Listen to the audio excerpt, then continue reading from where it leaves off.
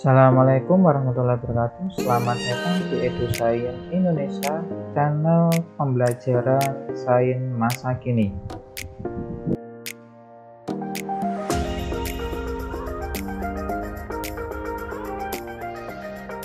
Pada video kali ini akan dijelaskan terkait dengan mikroskop pemindai elektron atau yang Scanning Electron Microscope atau yang disebut dengan SEM.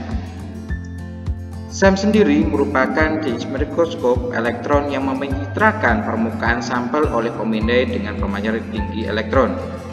Elektron di sini nanti akan berinteraksi dengan atom yang membentuk sampel, menghasilkan sinyal yang berisi informasi tentang sampel dari permukaan topografi, komposisi, dan sifat lainnya seperti halnya daya konduksi listrik. SEM sendiri dikenalkan oleh Markov dan Marvet von der Ardenne pada tahun 1930-an.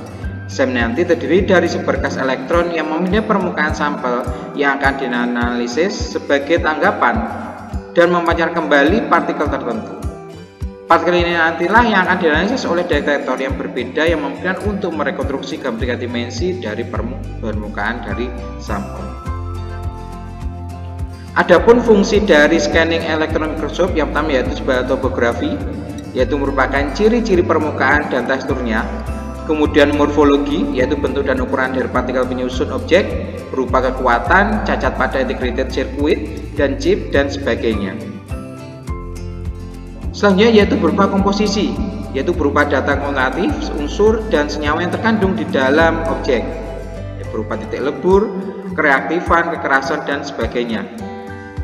Kemudian informasi kristalografi, yaitu berupa informasi mengenai bagaimana susunan dari bukti beri dalam objek yang diamati, yang berupa konduktivitas, sifat elektrik, kekuatan dan sebagainya. Adapun bagian dari SEM sendiri atau Scanning Electron Microscope terdiri dari pixel elektron, yaitu berupa filamen yang terbuat dari unsur yang mudah lepas elektron, misalnya tungsten. Kemudian lensa untuk elektron berupa lensa magnetis, ya. Ini nanti karena pada lensa tersebut nanti dia nanti akan memancarkan elektron yang bermuatan negatif dan dapat dibelokkan oleh medan magnet. Selanjutnya yaitu sistem vakum, ya. Karena elektron sangat kecil dan ringan, maka jika ada molekul udara yang lain, elektron yang berjalan menuju sasaran akan terpancar oleh tumbukan sebelum mengenai sasaran, sehingga nanti akan menghilangkan molekul udara menjadi sangat penting. Jadi vakum sendiri nanti akan berguna pada saat pemancaran elektron, sehingga nanti dia tidak akan tertukar dengan udara. Adapun aplikasi dari SEM sendiri nanti ini jawabnya pada sampel padat berupa logam, ya, jadi bisa diaplikasikan pada logam, kemudian pupuk kimia, kristal, polimer dan lain-lain. Kemudian bisa menggunakan sampel biologi berupa sel darah, kemudian bakteri dan cacing. Kemudian sampel padan biologi contohnya nanti berupa tulang, kemudian fosil, kemudian batu-batuan. Adapun cara kerja dari SEM sendiri nanti, ya, yang pertama yaitu elektron gun nanti akan menghasilkan elektron beam dari filamen. Pada umumnya nanti bahwa elektron gun nanti dia nanti akan digunakan berupa tungsten Harper gun dengan filamen berupa litian tungsten yang berfungsi sebagai katoda. Tegangan yang diberikan oleh filamen tersebut nanti akan diberikan kepada lilitan dan mengakibatkan terjadinya pemanasan. Ada pemanasan tersebut, anoda nanti dia akan membentuk gaya yang dapat menarik elektron menuju ke anoda. Kemudian lensa magnet nanti akan memfokuskan elektron menuju suatu titik pada permukaan sampel. Adanya sinar elektron nanti yang berfokus memindai scan keseluruhan sampel dengan diarahkan oleh koil pemindai. Selanjutnya ketika elektron mengenai sampel, maka akan terjadi hemburan elektron, baik secondary elektron ataupun backscattered elektron atau BSE dari permukaan sampel dan akan dideteksi oleh detektor dan dimunculkan dalam bentuk gambar pada monitor CRT.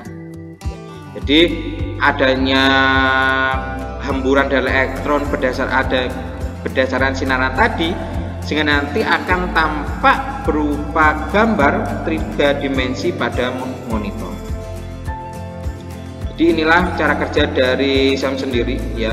Jadi adanya elektron gun ya, dan dia nanti akan menghasilkan elektron beam, kemudian ditangkap oleh anoda nanti ditarik oleh lensa magnetik ya, kemudian nanti akan mengenai ya sampel, sehingga nanti akan muncul gambar yang biasa nanti disalurkan pada layar monitor. Jadi SEM sendiri nanti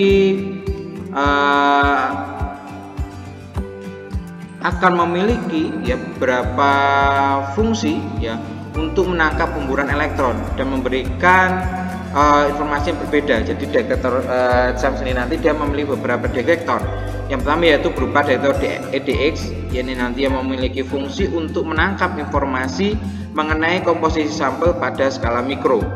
Kemudian backscatter detektor, yaitu nanti yang memiliki fungsi untuk menangkap informasi mengenai nomor atom dan topografi. Kemudian secondary detektor yang berfungsi untuk menangkap informasi mengenai topografi.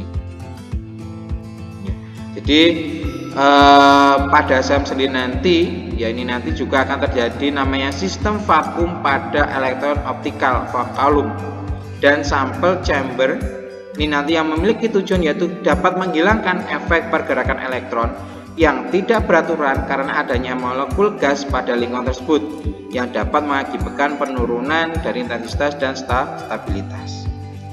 Kemudian meminimalisasi gas yang dapat bereaksi dengan sampel atau mengendap pada sampel, baik gas yang berasal dari sampel ataupun dari mikroskop. Jadi itulah fungsi adanya vakum pada SEM itu sendiri.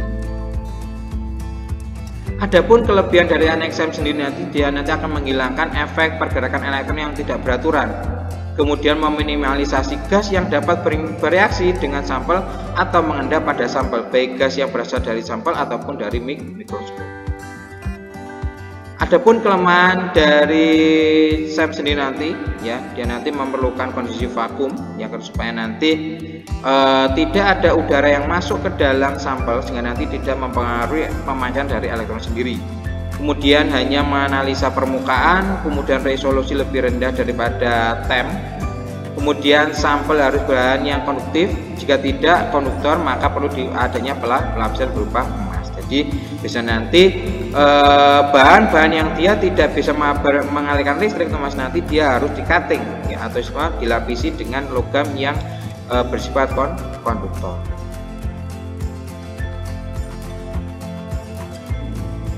Ada beberapa jenis ya, terkait pengembangan dari SEM itu sendiri, yaitu adanya EDX atau Energy Dispersion of X-ray Spectroscopy. Jadi EDX sendiri nanti adalah merupakan salah satu teknik untuk menentukan komposisi atom pada sampel. Adapun dasar dari analisis EDX nanti adalah berupa pelacakan dan pengukuran dari sifat-sifat sinar X yang dibangkitkan oleh elektron-elektron cepat. Jadi dengan adanya perkembangan sebenarnya pada saat ini bahwa ada penggabungan antara SEM dan EDX yang disebut sebagai SEM EDX ya. Jadi pada saat nanti bahwa ada pengembangan ya dengan adanya penggabungan dari SEM dan EDX ya, atau Energy Dispersive of X-ray dan Spectroscopy. Jadi selain nanti dia menggambarkan berupa struktur 3 dimensi, dan juga nanti dia bisa memancarkan atau menghitung elektron-elektron yang ada pada sampel yang diamati. Ya, ini adalah gambaran dari mikroskop SEM itu sendiri. Ya, jadi di sini nanti ada vakum ya, vakum nanti dia akan dialiri oleh udara, sehingga nanti dia akan menjebak udara-udara yang masuk, sehingga nanti dapat mempengaruhi kinerja ataupun kinerja dari elektron itu sendiri ya. Jadi adanya analisis unsur pada X nanti dilakukan dengan membandingkan rasio intensitas sinar X dari unsur yang terdapat di dalam sampel dengan elemen yang sama dari sampel terstandar. Jadi adanya karakteristik dari sinar X nanti dapat dibangkitkan dari masing-masing unsur sebanding dengan konsentrasi dari unsur tersebut. Kemudian ada probabilitas produksi sinar X atau tampang lintang ionisasi unsur dan panjang lintasan dari elektron-elektron pada saat pengamatan. Jadi inilah hasil penggunaan dari SEM-EDX ya. Ini contohnya pada cangkang udang Remicaris ecoculata ya. Di sini nanti menganalisis adanya kandungan logam ya, kandungan logam yang ada pada cangkang udang. Jadi di sini ada, hasil dari spektrum EDX nanti dia berupa PIX nanti baru dibandingkan dengan kontrol, jika nanti akan diketahui logam yang terkandung atau senyawa yang terkandung. Jadi demikianlah penjelasan terkait dengan SEM itu sendiri. Terima kasih atas perhatiannya. Sampai berjumpa pada video berikutnya. Jangan lupa diklik tombol subscribe, like, dan di share, dan jangan lupa komen untuk keberlangsungan dari channel ini. Terima kasih. Salam EduScience Indonesia.